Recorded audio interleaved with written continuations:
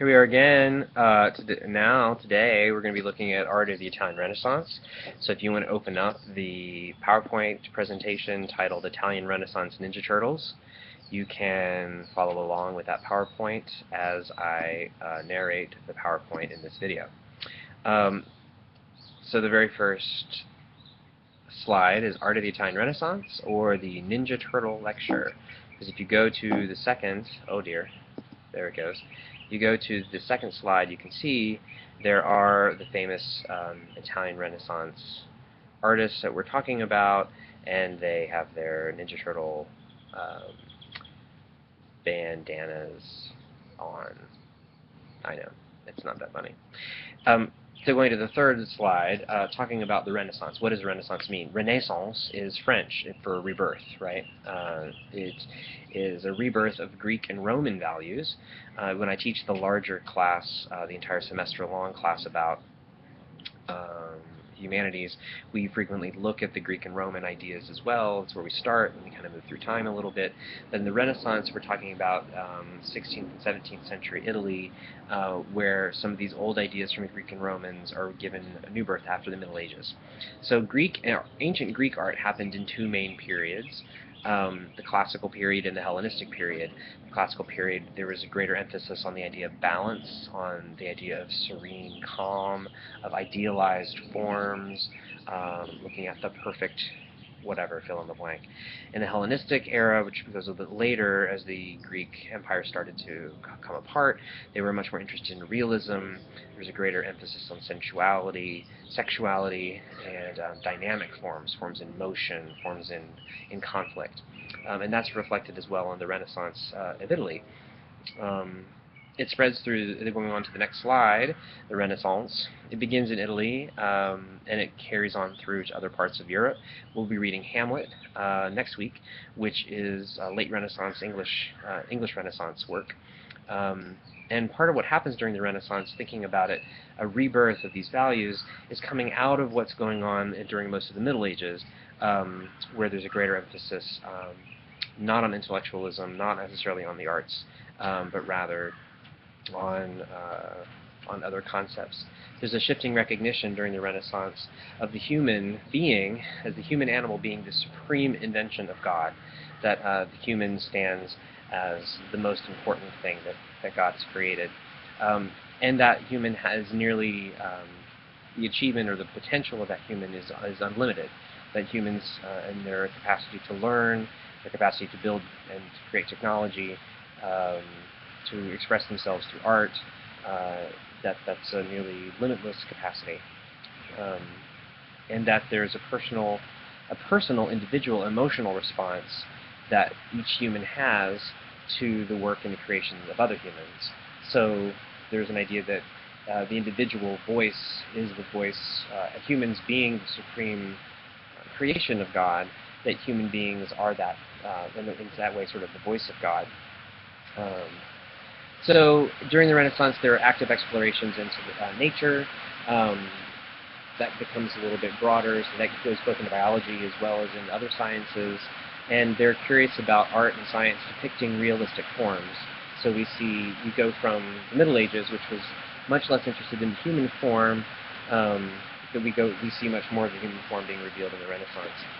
The next slide I added, which I had not put in before, is about the great chain of being. This is a concept that actually comes from Plato, so it is an old Greek concept of God as being the supreme being.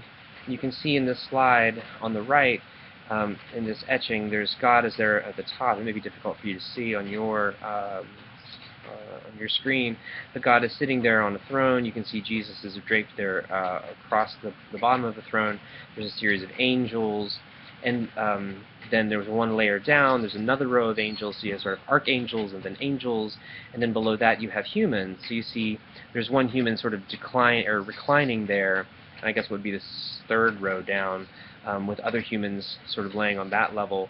Below that, you see birds and animals, and then trees, and below that there are even minerals. And this was all the belief at the time that everyone fell, all of creation fell somewhere within this great chain of being. that God was at the top of that chain as the supreme divine, and at the bottom were the minerals, sort of the elements that were made up of. And even within each of these layers, there was a stratification, so that man was above women, men were above women, the lion was above other animals, right? So animals had a hierarchy as well. Certain trees had there was a hierarchy of the trees. There was a hierarchy of the minerals even. So the diamonds are higher than graphite or whatever. And I just made that last part up. I don't know that to be true. But and if you fell very clearly into your place somewhere in this great chain, because it was, quote, the natural order of things, it was in some ways very comforting to people at the time, because that's, the expectations about what they could achieve were limited by where they fell into this chain. It also was a great way for some of, for example, Europe, England years later, which became a world power and began to colonize all over the world, viewed themselves being as the voice of God, or the sort of they had the will of God behind them, and making subject all of these colonies. This happens in America as well, for those of you who've been students of American history and American exceptionalism, that it's God's will for us to be successful, that we have this behind us. So it can be used in interesting ways, sometimes that become very political. In Hamlet, for example, the great chain of being would require that Hamlet's father, who was the king at the beginning, I'm not going to give anything away, but Hamlet's father, if you haven't read it, Hamlet's father is killed by his brother, who then the brother marries with Hamlet's mother. So basically, she marries her brother-in-law, right? But this is a disruption in the natural order of things. That the older brother, who was the rightful heir to the throne, was murdered by his younger brother, and therefore Hamlet must right or correct this chain, right? That's sort of the idea of Hamlet, one of the big ideas of Hamlet. Anyway, moving into the four Ninja Turtles. Michelangelo is a very prolific artist, created works in sculpture, created paintings, was a bit of an inventor, not quite as much as Da Vinci, Leonardo, but Michelangelo also wrote sonnets. He was a writer. This piece that you see in this first slide of some art is the Pietà. The structure, the form of it is very triangular. This is marble. Michelangelo was a deeply devout Christian. He felt very strongly about selecting each piece of marble himself. So he would go to the quarry because he felt like the marble would tell him, the marble would speak to him and reveal itself to be the piece that he needed. He also would work three-dimensionally around the sculpture. I'm sorry, the way most sculptors work would be work three-dimensionally around a piece, and instead he would work in a plane, so that he would, if a hand is reaching toward you, he almost would sort of carve it this way, so that the arm would look like it was coming out of the marble, right? He would sort of work in that direction, because he so clearly saw and could envision the piece in its entirety. He felt like his job was to simply release the extra marble away from the marble that was the sculpture within, the hunk of marble, that God sort of directed him to it. This piece, the Pietà, one of the more famous images in all of Christian iconography, Mary, who's an idealized, this is an earlier, earlier classic sort of Greek idea, or Renaissance idea, of an idealized young Mary. So this is not she's sort of the age of Mary that she would have been when she was giving birth to Jesus, but she's holding Christ after the crucifixion. Christ, we know, in his mid-30s when he was crucified. So he's laying there draped across her. You can see her sort of placid ease of her demeanor in grief, the weight of his body on her lap, the folds of her, almost looks like realistic, very realistic folds of the garments of her skirt, and the strong triangular structure of the whole piece. And this is a sculpture that to fully really experience, you would need to be able to be in the room with and walk around three-dimensionally. Just one of the more influential pieces of Michelangelo. The quiz for this particular lecture will be the answer. This is the answer. The Rondinini Pietà. This is the Michelangelo that I saw myself, actually. One of the last pieces that he was working on when he died. You can see he was. It's unfinished. I believe he wanted it to be destroyed after he passed. This work is about 9 feet tall, I believe, from my recollection from when I saw it. I'd have to go back and check that number, I'm sorry. But and this is not a very good image that I found of it, I have to admit, but Michelangelo was really frustrated with this work. He wanted it to be a number of different things. It was more of the idea of Mary actually catching Christ as he came off of the cross and helping him to the his physical body to the earth while his spirit was traveling up. So there's a great, although this is made of marble, it's unpolished, it's not finished, and it's obviously incomplete, and it's heavy. There's this incredible lightness about this heavy stone. There's an incredible vertical light energy about this particular piece. I love the line of it, how gently it curves with her. But I saw this myself in Milan. I guess I was traveling through maybe 15 years ago as a recent graduate from college myself, and I was overwhelmed really emotionally by the piece. It's very quiet, and again, the fact that Michelangelo, who lived until his 80s, was working very hard, struggling, trying to create, trying to imagine an 80-year-old man with the strength to work with marble is a pretty impressive thing. So that was his Pietà. Now we'll continue with Michelangelo, but I want to add the new idea of Donatello in the next slide, and this is a really good example of early and late Renaissance ideals. So Donatello is a little bit earlier, and you see this is the same figure, or I'm sorry, the same subject. This is David from the biblical story, David and Goliath. The first David you see on the left is a bronze cast. You see the head of Goliath at the foot of David, a younger David with a sword there where he's beheaded the giant. He's wearing his helmet there with the garland of flowers on the top of it. They're in a very similar pose. The pose is called contrapposto. So you have the idea of weight shifted and creating angles in the body. So there's an angle going this way, and an angle going that way, and an angle going this way in their stance of both of the Davids. But the Donatello on the left is, again, bronze, more youthful. There's a slight more feminine energy to that particular boyish figure, soft curves, softer physique, and a bit more of a playful. He's also half smiling. So it's a sort of an idealized boyhood figure of David. And I can't remember the exact size. I'm sorry about this Donatello one on the left. Now the Michelangelo's David on the right is the very famous Michelangelo, very famous statue. This statue is nearly 12 feet tall, I believe. It's up on a pedestal. It was an outdoor sculpture for a while. Since it's been moved. And Michelangelo incorporates highly technical achievements here. If you were standing on the floor, you can see in this particular shot just the tops of the heads of a few of the people who are looking at the sculpture, and the way the hand is foreshortened so that the hand is larger. You can see his right hand that's down by his leg is larger, so that if you're looking at the work from below, it appears to be in proper dimension or relationship to the rest of the sculpture. But this is a much more powerful David. This is a later, more militarized David, I guess you'd say, in that he was designed to be a defender, not a young underdog boy kind of figure that David is from the story. He has his sling over his shoulder.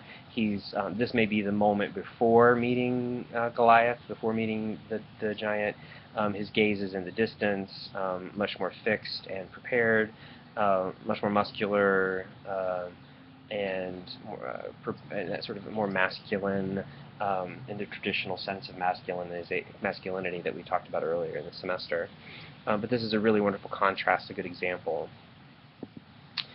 Moving on to Leonardo da Vinci, here's as detailed just from the Sistine Chapel. It took Da Vinci quite a long time to paint the Sistine Chapel. He did so in fresco, which is a mixture of pigment and eggshell or egg white. Painstaking process. The colors apparently are remarkable in the chapel. I've never seen the Sistine Chapel. But you can see in this very famous image, which has also been spoofed, all of these images that of the Italian Renaissance artists have been recreated and made into all kinds of different things.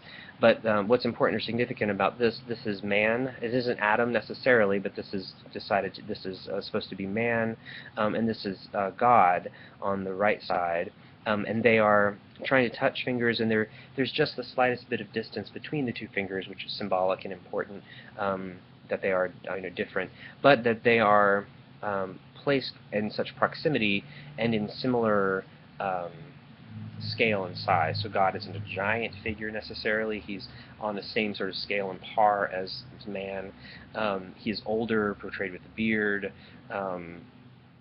but that man, being the divine creation of God, is really exalted here to be his chosen or his most favorite invention, which is really interesting. You can see the angels there holding up God, and that God appears robed is interesting as well. That he's draped and also has this big cape surrounding him with the angels that are flying with him around.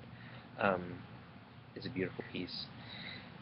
Da Vinci's also, I'd like to point out the Last Supper, which is also a fresco. This is a famous image of the moment before Jesus goes with the disciples into Gethsemane, the night, just before he's taken into custody. But there are a lot of important Renaissance art concepts at play here. All of the lines of the room, you can see the ceiling and the windows in the background, and even the table, and even the gestures of the other disciples are all drawing focus to the center of the room, which is Christ. Christ is the center of this picture. Even Christ's own arms, the angles of his arms lead back to him, to his face. So you can see the gaze, the way the men are looking, with a couple exceptions. Even the men who are not the one disciple on the right who's not looking at Jesus, the couple who were arguing, are still gesturing back towards Jesus. So all of the lines lead directly to the center of the piece, and that is another example of foreshortening for those artists who know more about that. That Christ is in the center of the piece, which is important. The fresco. This is fresco. It's not a great representation of this fresco either, which I think was cleaned just in the last couple decades, and they discovered sort of really the richness and the depth of the color that appears here with the Da Vinci. Some of the idea of color is the last piece I wanted to talk about. This also has this idea of leading lines that all lead towards the center of the picture. This is School of Athens by Raphael. Here the colors are really rich and really vibrant. You have some of the great teachers here who are all Socrates and Plato and Aristotle. Again, this is this is Italian Renaissance, looking back on these ancient Greek teachers, the cornerstone of a lot of Western thinking. So it's interesting that the Renaissance uses both Greek secular figures as well as religious figures in a lot of its art, and there are various reasons for that. The Sistine Chapel, for example, and Michelangelo's David were commissioned by cities and by the Vatican to be pieces that were created as public or semi-public works of art. The Sistine Chapel wasn't necessarily public, but places that were used for worship. And here you see, again, this is a more secular figure of the School of Athens, being again, one of the cornerstones of Western thought and philosophy and Western thinking, with the same foreshortened colors and lines. I think that's enough for Italian Renaissance. I'll see you soon for the lecture about, what are we talking about? Post-Renaissance art, yeah.